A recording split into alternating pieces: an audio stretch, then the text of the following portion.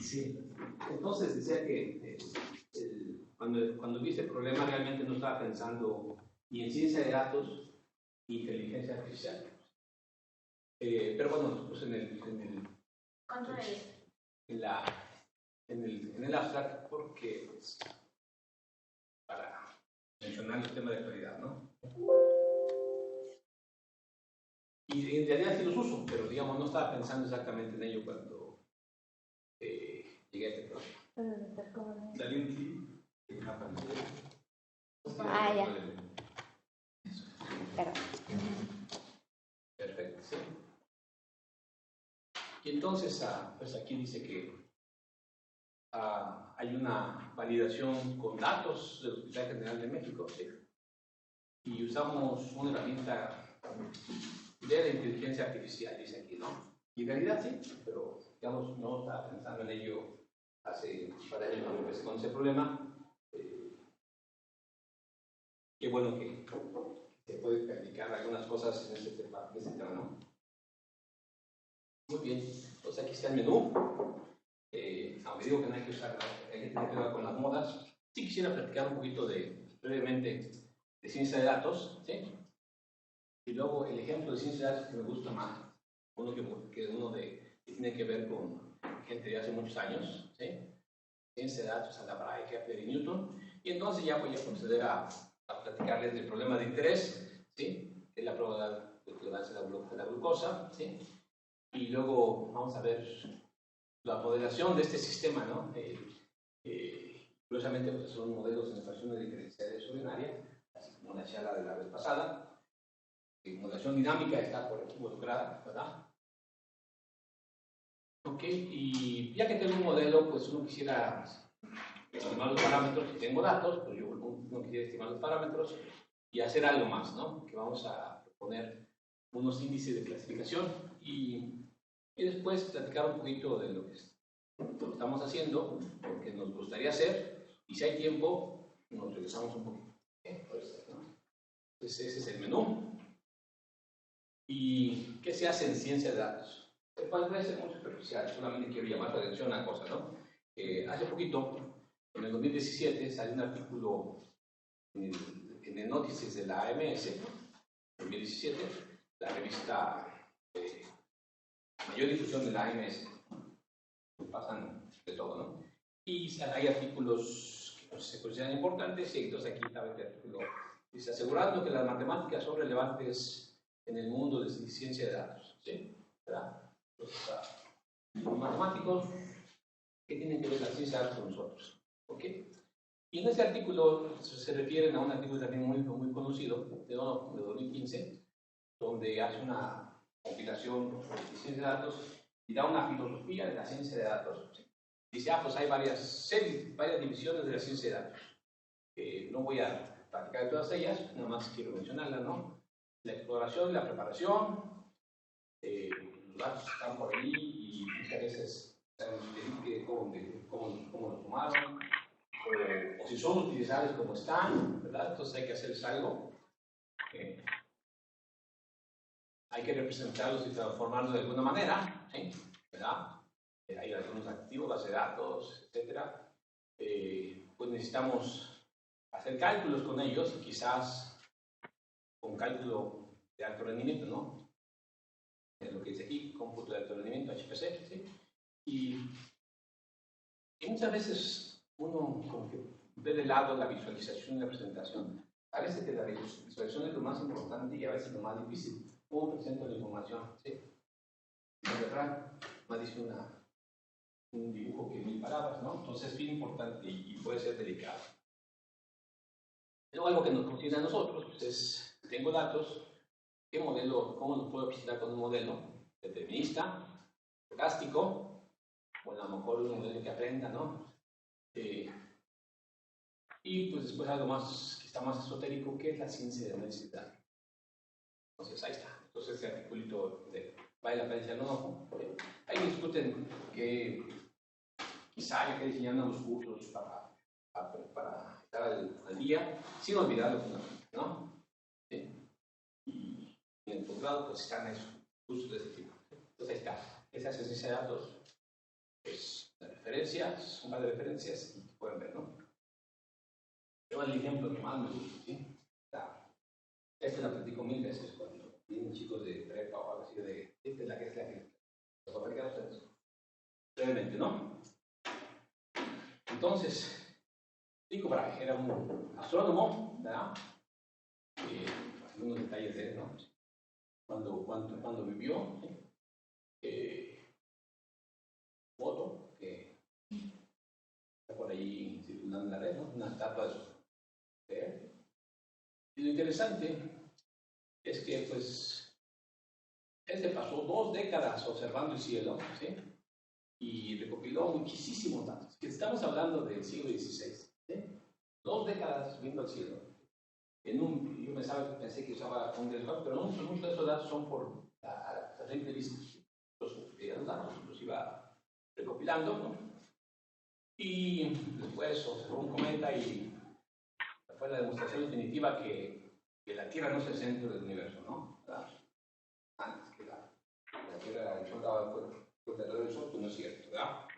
Esa fue considero en ese momento que fue la prueba definitiva de ello. Y entonces, Tycho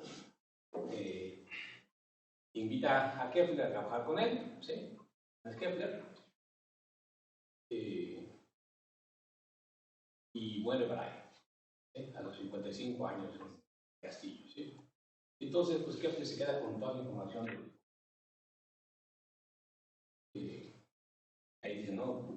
¿Quién fue Johannes Kepler? Nació en el 1971 y murió en 1930. Astrónomo, matemático y físico alemán, ¿no? Y para que todos nos sentamos bien, él era hijo universitario y su mamá era sospechosa de practicar la brujería. Ahí está, Kepler, y una de sus obras más importantes, que voy a mencionar en un instante. Entonces, fíjense, Tycho Brahe obtiene datos, guarda, y luego Kepler, bueno, se va a trabajar ahí a registrar su obra, Mysterium Cosmogrammaticum, que se regaló con Galileo, ¿no? Sí. Y entonces,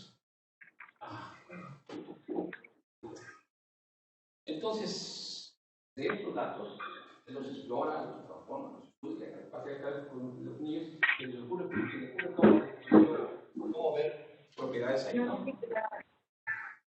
La primera línea.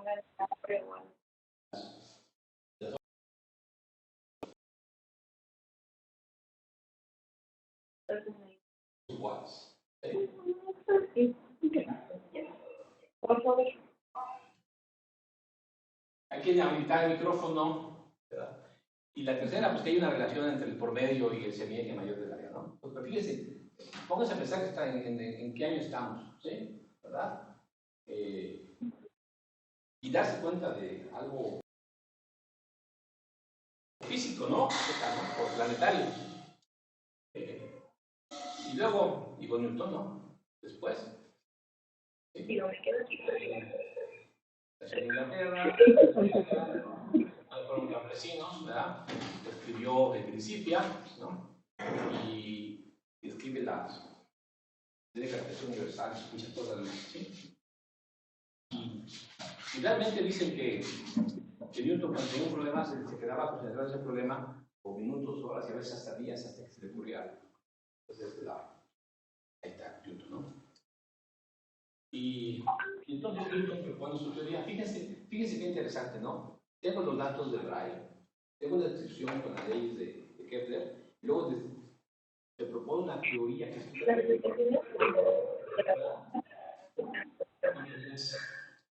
Es la sí, perdón.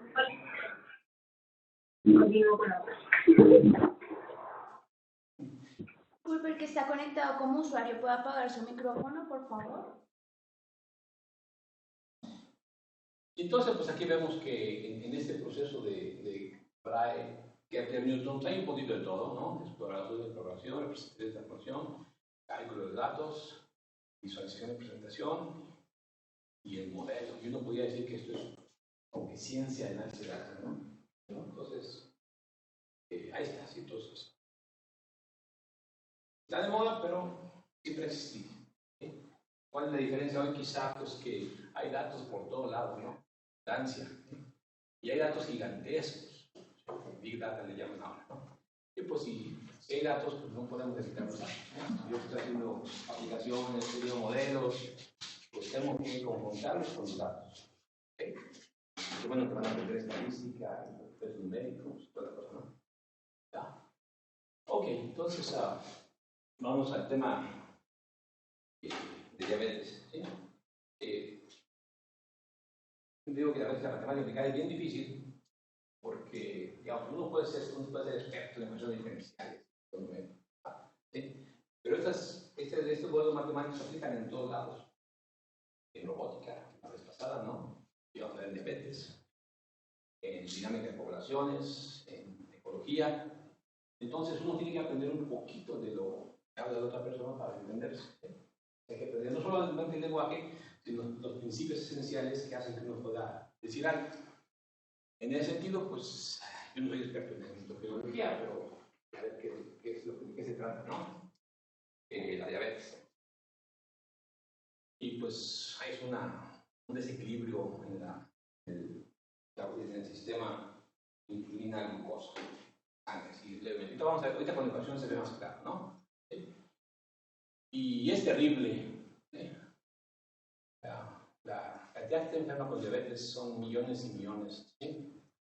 Y gasta un mineral. Ustedes ven el presupuesto de cualquier país, es monstruoso la cantidad de dinero que se gasta uno en eso.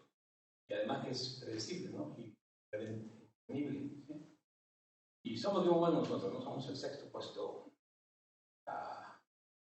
de gente con diabetes en el mundo.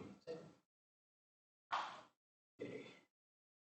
Y hay algunas referencias para que vean dónde está un artículo de 2015, diabetes mellitus, epidemia del siglo. ¿Sí? Una de diabetes. Una revista local, o un estudio local de la Revista de Salud Pública de México, ¿sí? Que habla del estado de la diabetes en México en los últimos años, 2018-2020.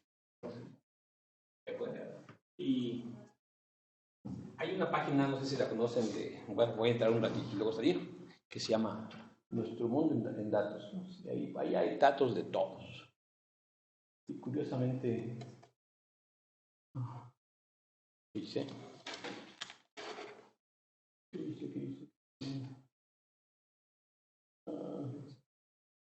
Aquí está. ¿Sí? Ahí está la página, ¿no? Nuestro Mundo en Datos. Aquí hay datos de lo que ustedes quieran y es una fuente muy confiable, hecha por universidades respetables y todo, ¿no? ¿Sí? Entonces, porque uno dice, lo que le viene a Internet, pues, y ya dicen que es la verdad, pues no es cierto, ¿no? Hay que ver en qué parte de Internet. Entonces, nuestro mundo de datos hay de todo. Entonces, aquí los que están en rojo son los más buenos, ¿no? ¿Verdad? Entonces, México está en rojo. Ahí. Ok. Y ahora cómo me regreso, no hace lo bueno. Entonces ahí está el lado. Perfecto. Entonces ya, una página donde hay muchos datos de todo.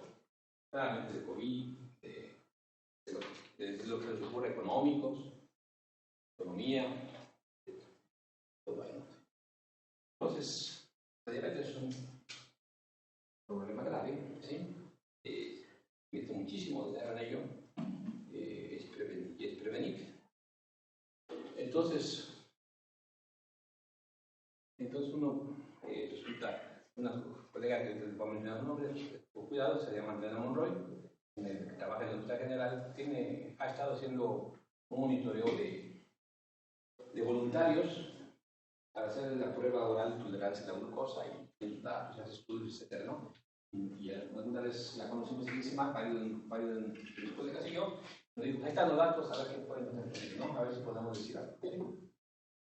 Pues aquí están los datos, ¿sí? de la prueba oral de tolerancia a la glucosa, y es una prueba invasiva y dolorosa. Entonces, tienen que ayunar por algunas horas, por la noche, llegan al laboratorio y a cada uno les están sacando sangre para tomarles una prueba cada 30 minutos, y miden la concentración de glucosa en la sangre cada 30 minutos. Ese es nuestro dato. Y mide muchas cosas, en particular también ella mide en su laboratorio la concentración de insulina, también cada 30 minutos. Y con esas mediciones, la American Diabetes Association tiene una reglita de qué es lo que puede padecer el paciente, ¿no? Algo que se llama alteración de glucosa de ayuno, IFG, por siglas en inglés, la intolerancia a los carbohidratos, IGT, o puede tener diabetes mellitus, a las mediciones de la concentración de glucosa en la sangre. Aquí está el estándar donde se mide esto, ¿no? De 2018. Se va actualizando de vez en cuando. ¿Sí? Entonces ahí está. Este es el approach correcto de esa glucosa. Con los datos. Y uno dice, ok. Pues resulta que es un sistema de autorregulación. Si la glucosa, la concentración sube la sangre, el páncreas y otros partes de nuestro cuerpo secretan insulina, bueno, para que se insulina para bajar el nivel de concentración. Y viceversa, si por alguna razón la concentración es muy baja, entonces al revés, se reduce la insulina. Entonces es un sistema de autorregulación. ¿Ok? Y el modelo más famoso, quizás uno de los más famosos, es el modelo minimal, que aquí está, ¿no? La GDT es la concentración de glucosa en la sangre en tiempo T. Y la XDT es la acción de la insulina, o sea, la IDT es la concentración de insulina misma, pero no actúa inmediatamente. O sea, hay un proceso de espera, ¿sí?, que se modela de esta manera. O sea,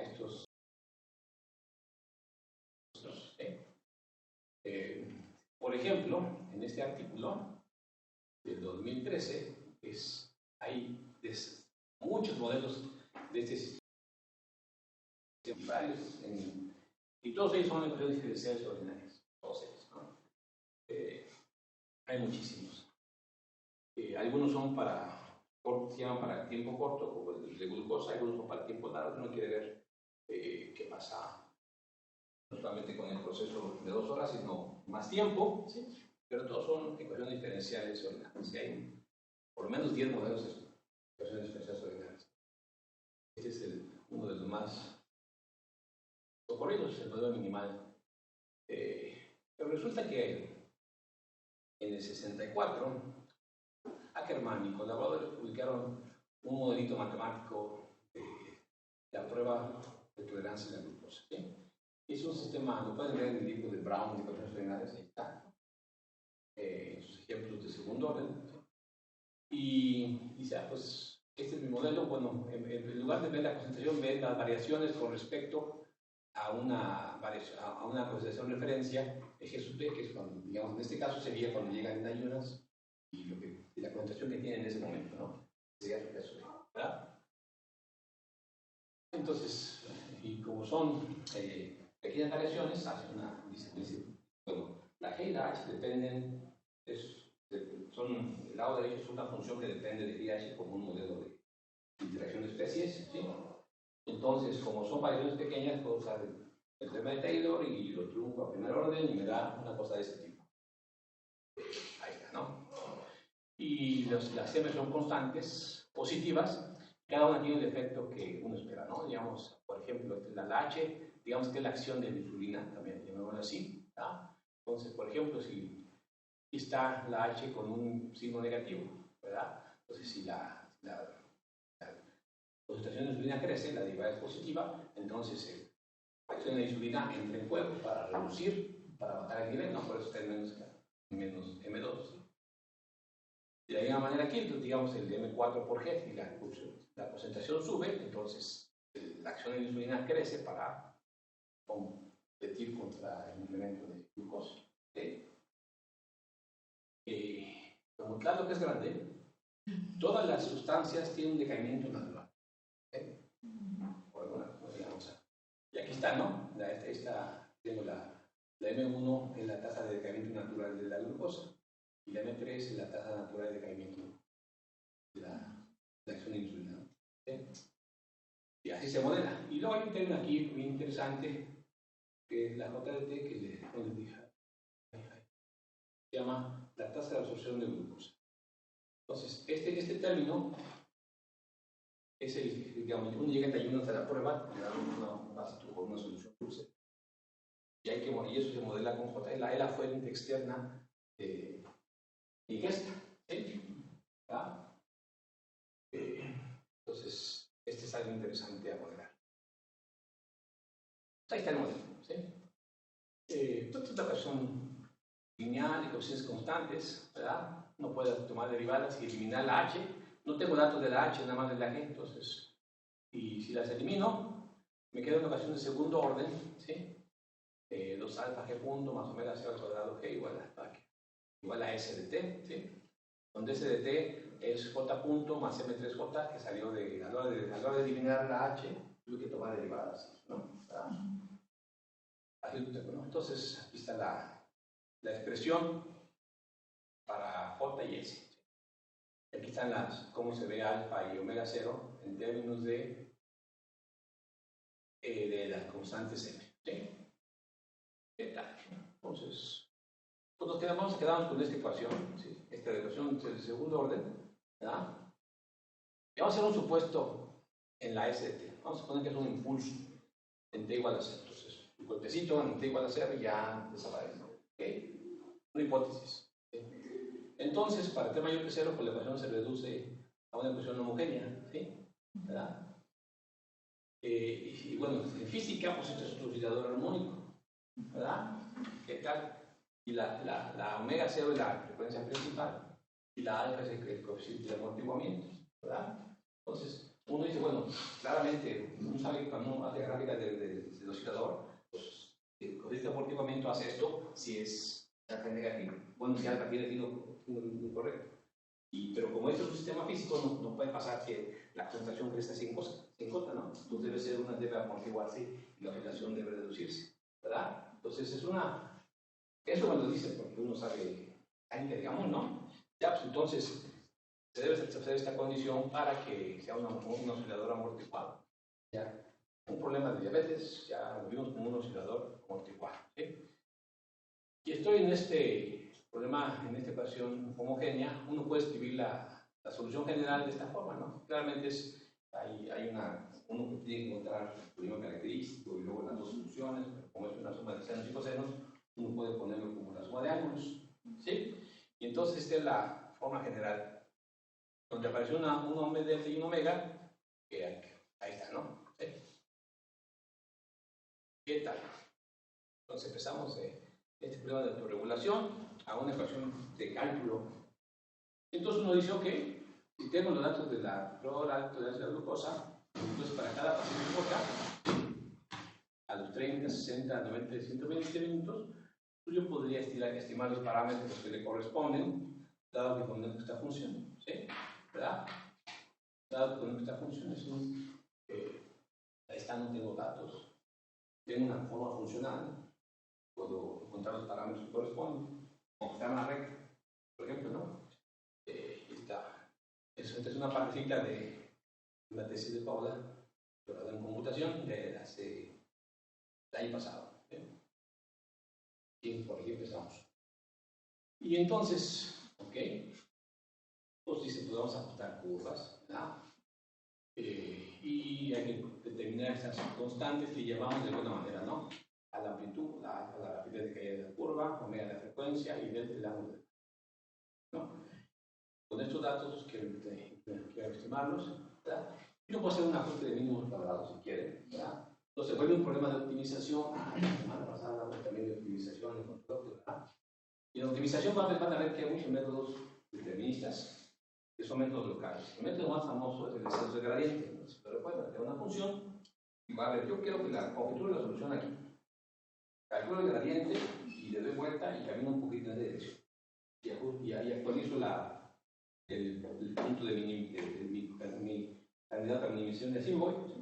El BFGS es un método, es una mejora del método de descenso de gradiente.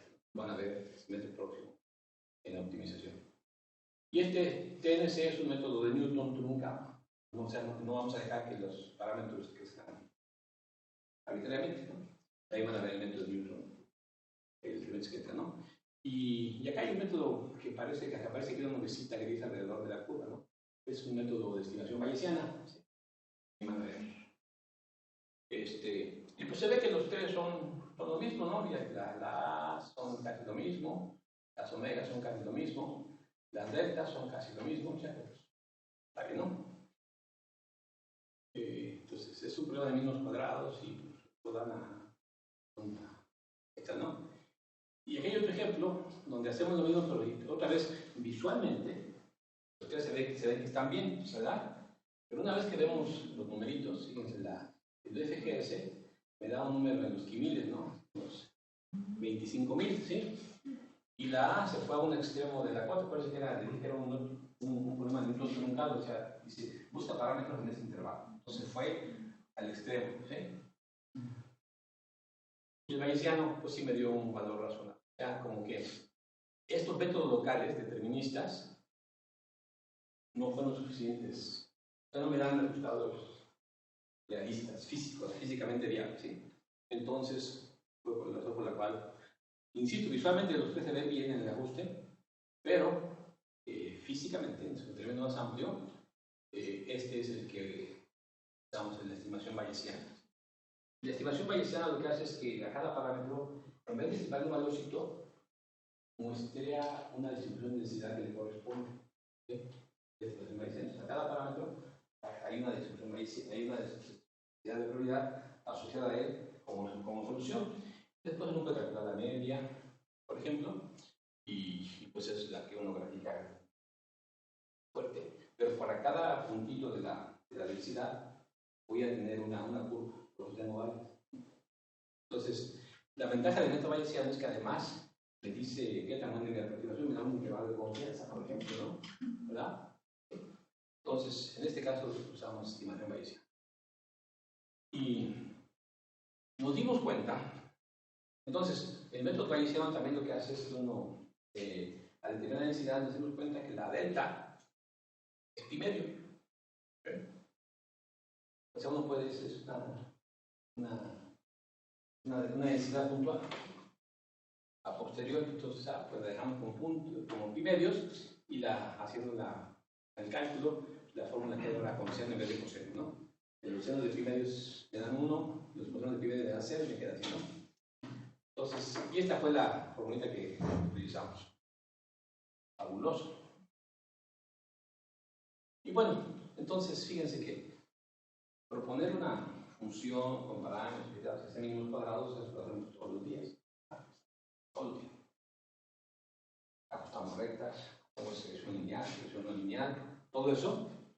Pero entonces uno dice, bueno, ya tengo los parámetros, me darán alguna información adicional.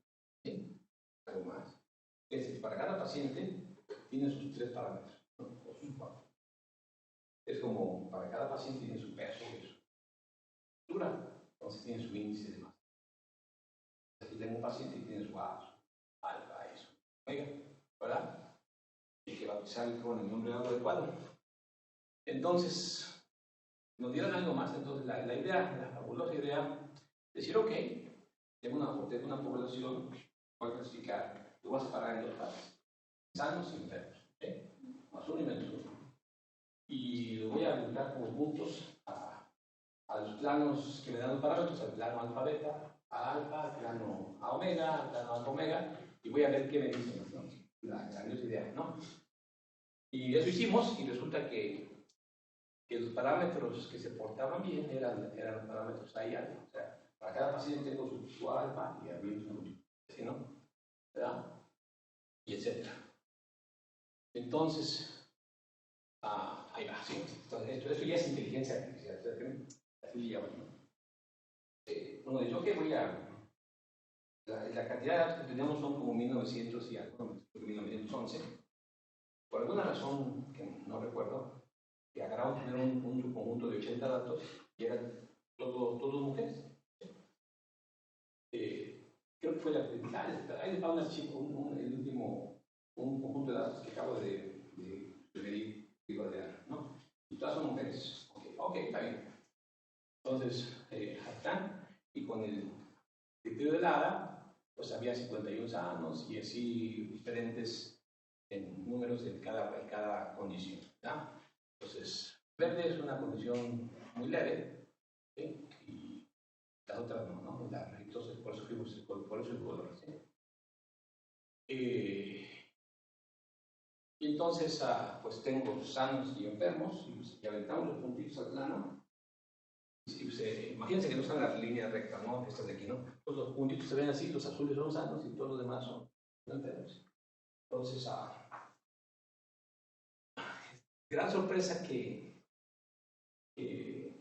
uno dice, se pueden separar de manera lineal, o sea, puedo trazar una línea que más o menos nos separa. No necesariamente pasa así, puede ser que sea una curva, muy complicada, ¿no? Pero cuando vimos los puntos, también una línea nos separa. Y como no queremos una línea exacta, pues dejamos que se equivoque tantito. Entonces hacemos un margencito donde no calificar mal a alguien, ¿no? ¿Sí? Pero aún así, la clasificación es correcta en un 85%, ¿sí? De toda la población. Y más aún, todos los enfermos están bien clasificados. Lo cual es bien importante porque si uno clasifica mal a un enfermo es terrible, ¿no? Es decir, si aún estado dice que está enfermo, pues lo único que va a hacer es ir a revisarse otra vez. Pero si aún un enfermo dice que está sano, está feliz y no, ¿verdad? Entonces, 100% de, aquí no se ha dicho, pero los enfermos están bien clasificados. Después, dije, ok, agarramos otro conjunto de datos, más o menos del mismo tamaño, no sé, 57, pero esta vez, fíjense, son hombres y mujeres, ¿no? Más o menos de la misma cantidad, y con diferentes clasificaciones. Aquí a mí siempre me ha sorprendido demasiado esto. Toda una población de mujeres que por accidente era por las mujeres. Hicimos la separación, luego agarramos otro pedazo de población, hombres y mujeres, hicimos y quedaron igual, ¿sí? Quedaron igual, ¿no? Separamos hombres y mujeres en cada plano, pero la línea de separación que generamos con las 80 mujeres nos sirvió para, o sea, que este fue la operación de prueba, uno siempre hace el entrenamiento de prueba, ¿sí? Entonces, curiosamente, pasó lo mismo, o sea, la misma línea, ¿no? Aquí un verde de color, pero les digo, los verdes no nos preocupan mucho, porque casi saben, ¿no? ¿Sí? Y publicamos una revista de diabetes, lo cual, ¿no? Ok, entonces esto fue como una prueba de concepto, puede decir uno, ¿no? Bueno, la inteligencia artificial, ¿sí? Entonces, la clasificación se hace usando el método de máquina de soporte vectorial, SDM. En inglés, la SDM es una herramienta de inteligencia artificial. ¿Sí? Entonces, ustedes tienen un número de puntos, ustedes quieren separarlas, clasificarlas, segmentarlas, ¿no? Pueden ser en el plano, pueden ser en RN, puede ser no sé dónde, y no necesariamente tiene que ser un hiperplano, ¿no? Puede ser una hipersuperficie. ¿Sí? Ok, y pues la calculamos minimizando algo o maximizando algo, ¿verdad? O sea, es un problema de optimización. La inteligencia artificial final fue un problema de optimización y aquí lo explico, ¿no? Queremos maximizar el margen, ¿sí? Aquí está la línea de ecuación, está la ecuación de un plano, de un hiperplano, ¿sí? Y como que no queremos separación exacta, permitimos un pequeño error en cada punto. No importa mucho el tema de los casos, es que vimos los puntos y dijimos, se parece una recta. Y vimos ese problema de optimización y ya uno lo resuelve.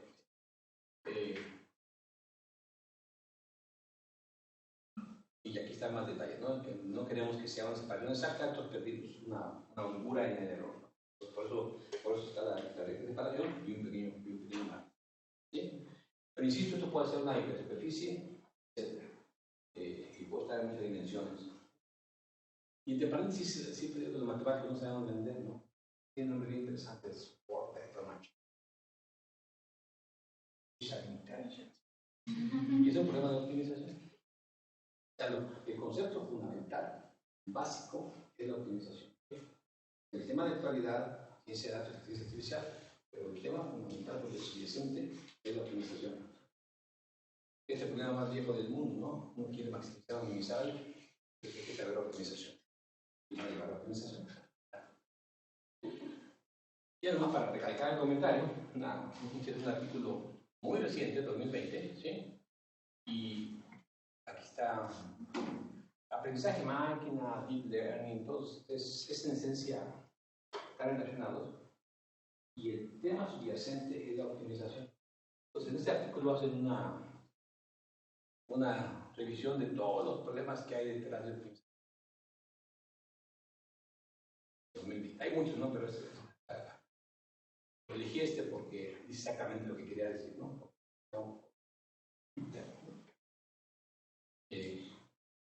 Simple caso, ¿no? Digamos, el aprendizaje de máquina o las redes neuronales que pueden medir no es más que, digamos, uno dice, pues se pongo capas de neuronas, ¿verdad? Y están inputs, está output, ¿verdad? Entonces, cuando dicen que es deep learning es porque ponen muchísimo de neuronas. Al final es un plan de minimización donde los parámetros son una colección de matrices y vectores que van asociados en cada capa. La matriz se llama los sesgos y los vectores se llaman la matriz de los pesos y los vectores de los sesgos. ¿Sí? Entonces, tengo 1000 capas, cada una capa tiene 4 neuronas y luego para mapear de una capa a otra, pues imagínense, el problema de presión es gigantesco. ¿Sí? Entonces, pero el tema fundamental es la optimización. Ahorita vimos un ejemplo, separación de puntos en el espacio con una técnica máquina de soporte vectorial artificial, y eso es un problema de optimización.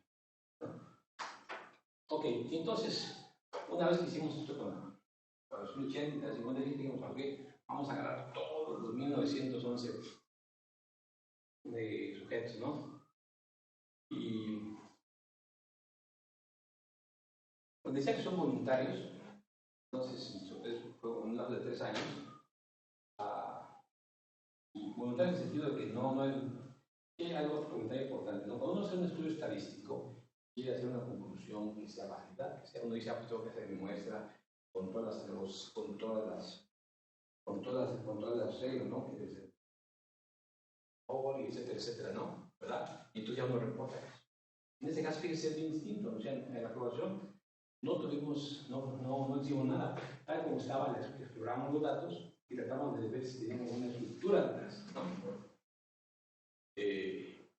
Ya no fue como que voy a decir, ok, voy a estudiar las personas de 18 a 22 años que tienen ese tipo de dieta, ¿no? Por ejemplo, ¿verdad? Fue así no es un grupo de control. Y digamos, yo siempre me caigo atrás, que igualito, o sea, con esta población arbitraria, sigue pasando lo mismo, los sanos se quedan allá, los enfermos se quedan acá. Y no sé si han notado, ya se dieron cuenta, que los sanos están más cerca de la vertical, conforme se van siendo más delicados, se van a hacer la horizontal. ¿Sí? O sea, los de diabetes son los que están más cerca de la horizontal. En todas las gráficas. En todas las gráficas. ¿Sí? Fíjense, los rojos, los de diabetes están aquí, y los cafecitos anaranjados están aquí. ¿Ya? Igual aquí, los rojos están abajo y los cafecitos y anaranjados están acá antes. ¿No? Y lo mismo aquí, los azules, los cafecitos y los rojos están abajo.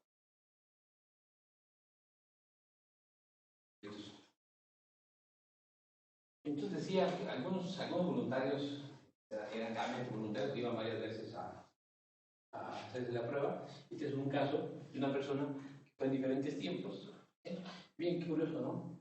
El número es cronológico, entonces aquí empezó aquí, el 2 fue aquí y el tercero ahí. O sea, sí se ve la progresión de las manceras del reloj, como se llama.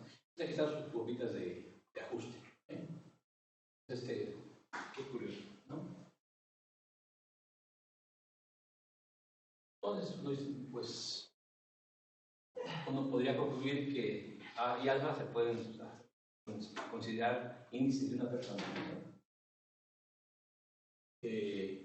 Observa la transición en el sentido de la manera del reloj de sano a diabético, ¿sí? O sea, no es un grupo de control, o sea, agarramos la pasión para el cuadrar y había de todo, mujeres, diferentes edades, diferentes condiciones antropométricas, no sé si se dice, ¿no?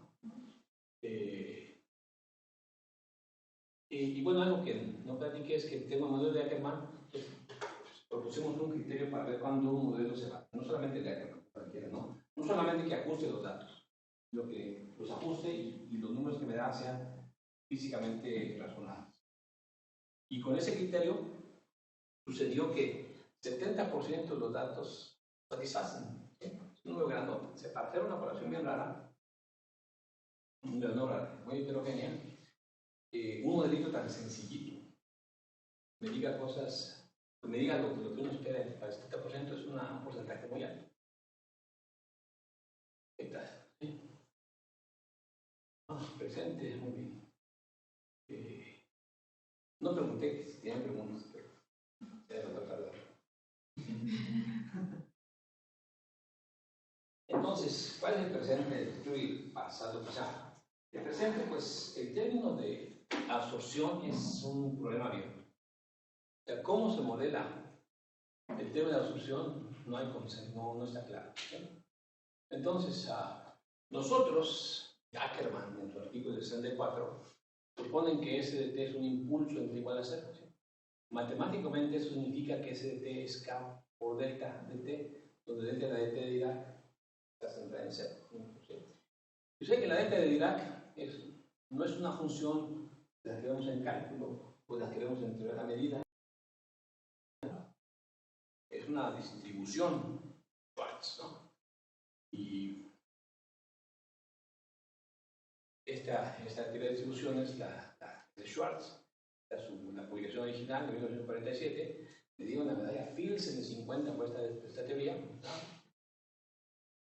Y entonces la conclusión para nosotros es que la ecuación diferencial, esta, que me da la J, realmente hay que considerarla en el sentido de distribuciones. Ya salió un problema matemático interesante. ¿Qué ecuación diferencial? Lo vamos a saber, ¿no? Esta tiene que ser en el sentido de distribuciones, y es un objeto matemático muy interesante. Que se ve en el análisis funcional, y creo que en el curso de función analítica ve tantito. Y bueno, si suponemos que es un impulso, entonces, bueno, para alguien que sabe ecuaciones diferenciales, selección de distribuciones, es un mini teoremita. La tasa de absorción no le queda otra más que ser esta función, por la Heaviside, ¿sí? O sea, no hay otro, ¿no? Entonces es un impulso, yo la ecuación en el sentido de distribuciones, hay un teorema de existencia y unicidad en el sentido de distribuciones para ecuaciones lineales, y entonces ¿no? Entonces esta no me deja, este supuesto no me deja modelar la J. El teorema dice que es así, ¿no? Entonces, si yo quisiera explorar la J, pues tengo que ver en otros modelos, ¿no? Estos son los artículos que hablan sobre la tasa de absorción de glucosa. De 2006. Un sistema de absorción de glucosa, validación y estándares, ¿no? Otro acá, ¿no? Absorción de glucosa y sensibilidad de insulina durante la prueba de tolerancia a la glucosa. Entonces, este es un problema abierto. ¿Cómo se modela este término? No se sabe. Ya voy a decir algo acerca de ello. ¿Okay? Pero antes de eso, dejen de regresarme.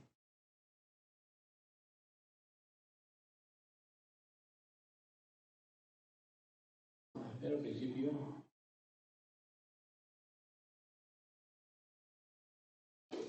donde aparece el modelo minimal. Ahí está, ¿no? Entonces, uno quisiera, esto que hicimos con el modelo de Ackermann, pues uno quisiera explorarlo con este modelo que es el natural. ¿No? Empezamos con el de Ackermann porque nos hace más sencillo, vamos a ver qué cosas puede decir, y nos llevó bien lejos, ¿sí? Pero, entonces uno quisiera estudiar este modelo y ver qué pasa, ¿no? Un detalle aquí es que, en estos modelos se supone que la concentración de insulina se conoce para todo tiempo, lo cual no es real. Entonces hay algo que hay que inventarse algo. Este parámetro SI es la sensibilidad a la insulina es un parámetro que les interesa mucho en las aplicaciones clínicas, entonces ya el problema de estimación de parámetros de esta ecuación es importante, y pues ver cómo el JDT cómo debe ser. Y el JDT que nos da Manuel Ackermann no corresponde con los datos, al menos los que nos muestran los artículos que les no traje esa información, pero los artículos que les mostré y otros, los datos no tienen ese comportamiento exponencial. Tienen comportamiento exponencial, pero empiezan en cero y hacen una cosa. Entonces hay que proponer un modelo distinto y explicar y decir por qué es válido. Muy bien. Están colaboradores, Paula Vargas, ya doctora y Peña, un colega de ciencia de computación, Adriana Monroy, ella trabaja en el Hospital General, y ves a la vez un colega del Departamento de Ciencia de Salud, ¿sí? Con la moraleja de siempre, ¿no? Los problemas aplicados, como lo comento yo, van allá y las preguntas están fuera. Y ya. Gracias.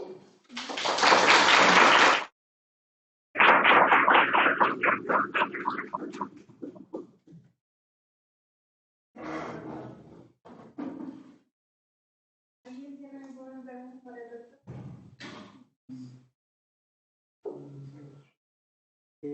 Doctor, muchas gracias por la presentación. Me gustó mucho, fue muy interesante. Respecto a la visualización de datos, doctor, de cuando ya detectaron que el A y el alfa eran como los parámetros donde se podían obtener información significativa de los pacientes. Por ejemplo, intentaron usar análisis de componentes principales, una técnica de esta para ver si al momento de graficar esos puntitos nos daba alguna información adicional. O, por ejemplo, en análisis de componentes principales, que cada componente regularmente se tiene una interpretación. Intentó hacer otra técnica aparte de máquinas de soporte vectorial para esta visualización de los datos. La tesis, si ves, va a ver, se compraron hay otros, al menos otras tres.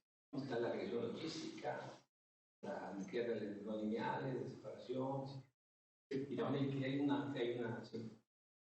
En cierto sentido, de hecho, bueno, es este día, pero yo la vi alguna vez en unos datos de enfermedades del corazón, cuando hacen un electrocardiograma.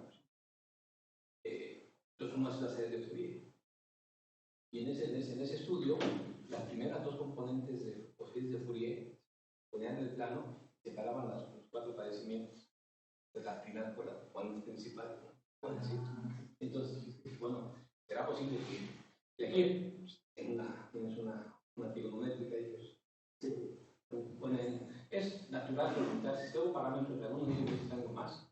Ya como hay una teoría de estos trabajos, es decir, lo vamos a ver con nubes de puntos para las populaciones.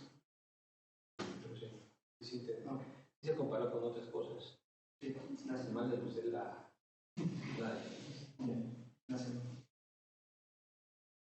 Lo que, bueno, viendo las gráficas de las funciones de los dos parámetros de la amplitud por la tasa de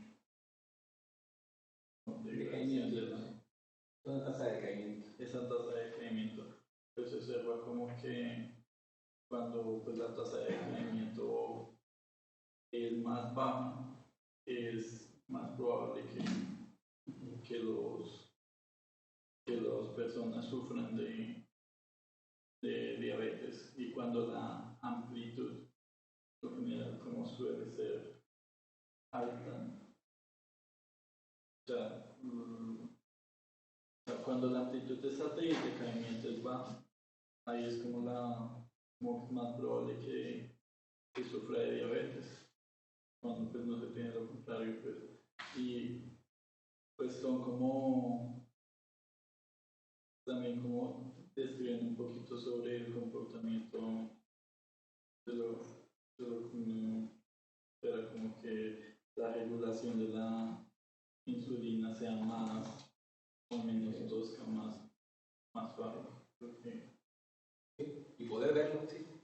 Sobre todo, a mí lo que parece es que ya una potencial aplicación. Llega alguien a su prueba, ¿de dónde cae el puntito? Cae en ese margen, no se puede preguntar. Puede decir, me la dieta, haz ejercicio, ¿no? Pero sí, digamos, después uno explica como tú lo has hecho significado, ¿cómo pueden interpretar el AIDA? ¿Sí? Ahí, ¿cuáles eran? O sea, los otros dos parámetros, pues era lo del ángulo. El ángulo y una frecuencia puesta, digamos. Omega 0 es la frecuencia principal del oscilador, pero la omega era la combinación de parámetros. De hecho, en el artículo de Ackermann usan la omega para decir algo sobre la función diabética. La pueden relacionar con el periodo de la curva. Una pregunta. En esos modelos, justamente en estos, en la estimación bayesiana, cuando pues, se suponen las distribuciones como que vienen bajo un uniforme, o sea, las distribuciones de los parámetros vienen bajo un uniforme, estos como los límites previo o en rangos que sean como válidos. De hecho, bueno, pregunta, digamos, inicialmente no queríamos hacer nada más que una crítica a los bayesianos, que es la distribuciones a priori. O sea, de que ya no se gaste a que fuera de cierta manera, ¿no? Nosotros usamos identidades uniformes. Y los números, pues, de hecho, bueno, aquí no está, pero hay una clasificación gráfica de las curvas de glucosa, de cierta manera. Entonces, al hacer unas curvas, uno sabe una idea no sabe, por ejemplo, que posible demasiado, ¿no? Déjame decir con vista, ¿no? Pues también los límites de concentración no pueden ser 1000, ¿verdad? Pues también uno sabe cómo uno puede elegir los intervalos de manera adecuada. Pero a posteriori propusimos también densidades a priori, término de los parámetros. Empezamos con uniformes para el estudio original, pero ya propusimos cuáles podrían ser las distribuciones de los parámetros. Después,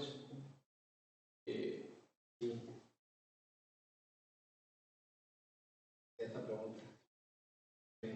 Muchas gracias por la plática. La pregunta es, ¿qué diferencias o dificultades hay para evaluar los mismos riesgos en la diabetes tipo 1? No sé. Son grandes, ¿no? Entonces, en este caso, insisto, me concentré al tipo 2, que es la más común, porque tenía los datos de la prueba de la glucosa. El tipo 1, pero no puede ir a ver. Perfecto. Pero uno podría investigar, ¿no? Es que tengan menos una variable más que es de los antecedentes, porque en su gran mayoría es más hereditaria. De hecho, hay muchísimos estudios de diabetes y muchísimas cosas de modelos y estudios genéticos, de lo que quieran, ¿no? Cuando te ponen diabetes en Google Scholar, hay millones de todo lo que quieran. Solo hay que encontrar un rinconcito. ¿Alguna otra pregunta?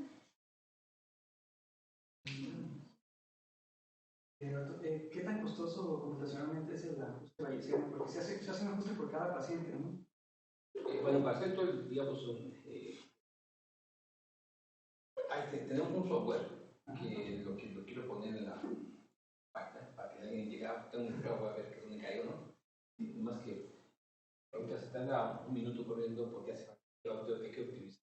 O sea, para un paciente, entonces no puede ser de tiempo real.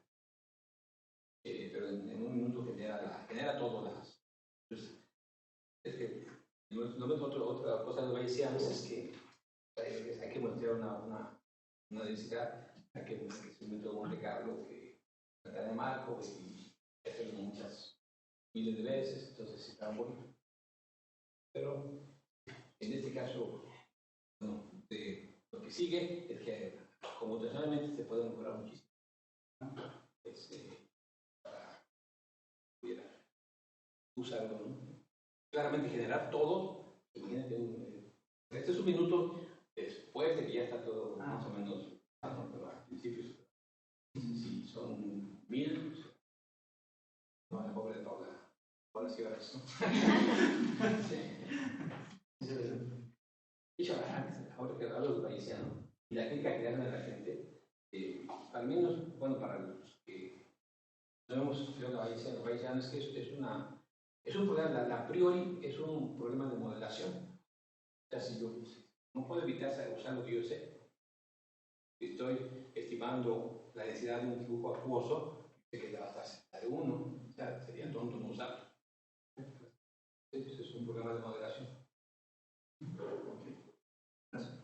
Hay la librería es PyCaret, he escuchado que para hacer estos, como las estimaciones, es que he escuchado como que la librería la maneja propia.